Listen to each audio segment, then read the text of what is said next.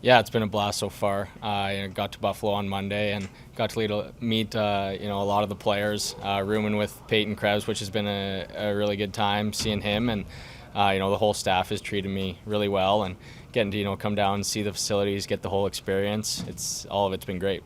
Peyton said that a few years ago when he was studying like junior in college, you called him and visited a chat. Where were you at in your career then, and just what do you remember about the chat and all that?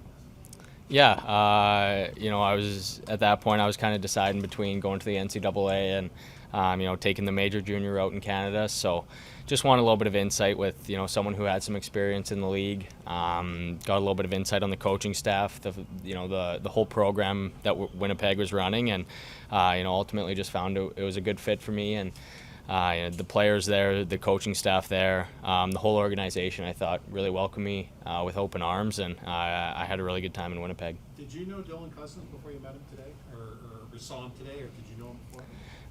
Just through like distant conversations. Never really got to have some one-on-one time with him like today, but it was really good meeting him today. Spend some time with him.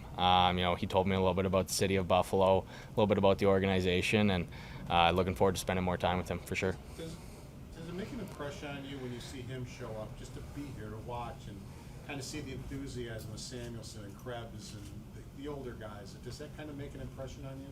Yeah, definitely. When you have experienced guys that have played games in the NHL, still being around the young guys, still going through training camps like this, it's definitely a good thing. It's good to have the whole young core together and building relationships with each other. So I think him being here is really great for the organization. You were here for the combine, and that was part of the journey. But how real are things now being here for this with the hat on already picked?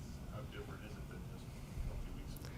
Yeah, definitely a big change. When you're here at the combine, you're meeting with numerous different teams. You're trying to pitch, what type of player you are, what type of person you are. But now that I'm here in Buffalo officially and with the organization, I couldn't be more thrilled to get things going. How difficult is it to not be out? Yeah, it's tough. I always want to be on the ice as much as I can, especially in a camp like this, just being drafted. It's some people's first chance to see me play, and think I'm really close to being back, but unfortunately it was just a little bit too soon. Peyton talked about first meeting when you were like around 15. But what was that like? Just meeting an older guy, becoming friends with him, and seeing he took his road, getting drafted by Vegas. Yeah, it was huge for me. To see a guy go through that experience, learn a little bit from him. He's a tremendous leader, a tremendous person. He's really dialed in around the rink. He has good habits. So I think he's a guy I can learn a lot from and continue to build a good relationship with. Some of the first-round picks from last week have already signed with their NHL teams. Is that something you and your agent are looking to do also at this point, or are you looking for that down the road? Yeah, I think it's definitely a goal to sign my first NHL contract, whether that's this week or this summer or a little bit down the road. That's good to be discussed. But I couldn't be more fortunate to be with this organization, and I'm really looking forward to the future here.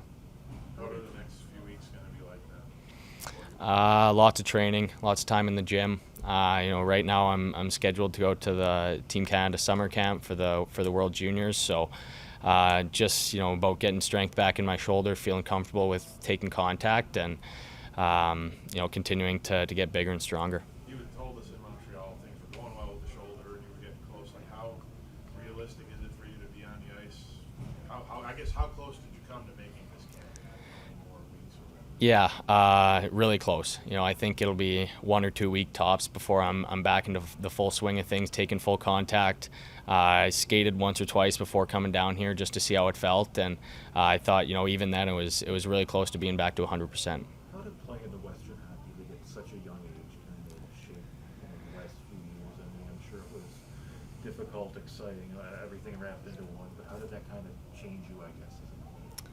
Yeah, I think going through that experience at such a young age, getting to practice with 19 and 20-year-olds when you're just 14 and 15, I think that was huge for my development. And as a person, having to have that level of maturity to be around those guys, I think the whole experience in Winnipeg was a really positive one. What was the overriding message of the phone call you had with Kyle? He was just welcoming me to the organization, giving me a little bit of insight on what to expect, and I was really ecstatic to hear from a guy like that with such a good NHL career.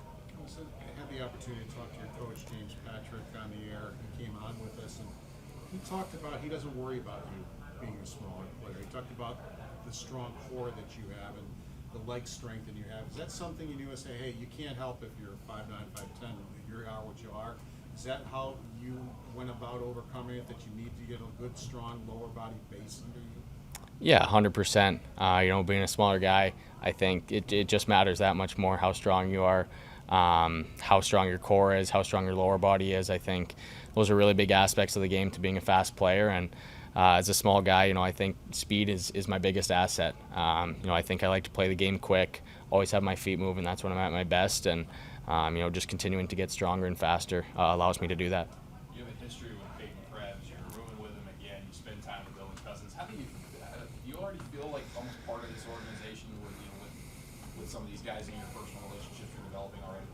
Yeah, 100%. From the first time I got here, it's been nothing but positive energy from everyone. Got some really good conversations in with some of the players. A couple of the guys reached out on draft night just via text, but meeting the whole coaching staff, all the players, the management, it's been really good so far, and I definitely feel like I'm at home here. Did you talk to Zemgus? Was he one of them? I haven't talked to them. I was just curious. How hard is it to believe though that he helped recruit you to Dubuque? He was there, and you guys had dinner together, and now you're in the same organization. Yeah, pretty crazy to look back at that a couple years ago when I was in Dubuque. Meeting him for the first time, getting to go to a dinner with him and talk about the options for the future, and to now see you're sharing the same organization as a player like that. It's pretty special. Looking back on your development, how important was that season to go to Dubuque and it not an easy situation for a kid that was in your situation, but you made the most of it and you had a good year. Yeah, I think with the COVID that year, it was just mostly about getting on the ice, getting the development in. I thought Dubuque was going to be a really good fit. The USHL was a really strong league that year with some of the NCAA teams being shut down and players filtering back in. So I thought the spot there, the coaching staff there, the management, I thought I had a good relationship with them from meeting them prior. But just getting back on the ice into a regular routine and schedule was the biggest thing that year. One of the things he also said is when you were hurt, you came back and he put you on a line with Kiki and threw you over the wing. He said now he considered you a center. He goes, and it was seamless. When you guys were scoring goals at a great rate and everything. Why was that so seamless for you to get thrown into another position right there and be able to excel when that happened? Yeah, I think the past couple of years I've been able to adapt to a lot of different situations, playing center, playing wing, playing top 6 minutes, playing bottom 6 minutes when I was 15. So I think being able to play in all situations is an area I really excel in, and I think that's a big part of my game. Thanks, Matt. Thanks, guys.